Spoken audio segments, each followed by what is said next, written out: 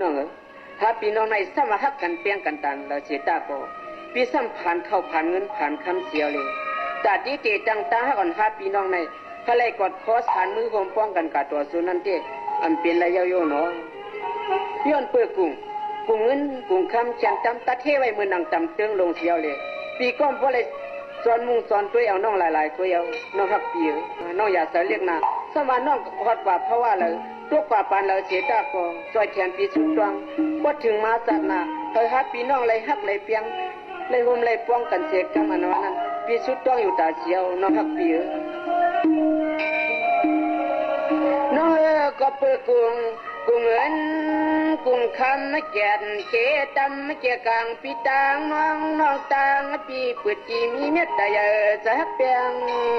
กัน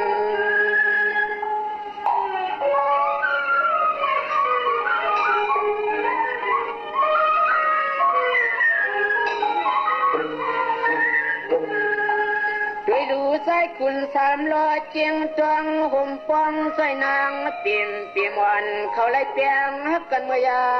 มนั้น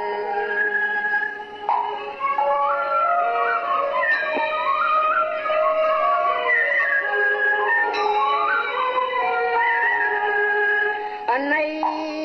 นจอมกับมันกุ้งตาลเนี่ยเจ้าเมื่อจำผ่านปันหูเปี่ยมปอเลยอาจจะช่วยอ่อนตายย้อนมัน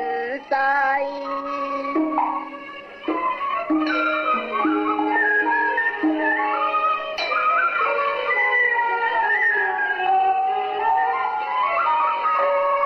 สกก็เปื้อหักน้องอูเปี่ยมเนียนนากว่าเอามินมวงวุฒทองเสือตัวเจ้าปอเลยตายไว้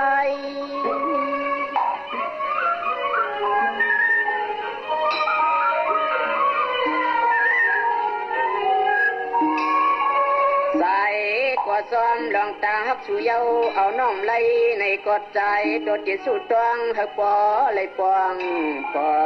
สู่เทียงเมืองพี่สองคำน้องยิน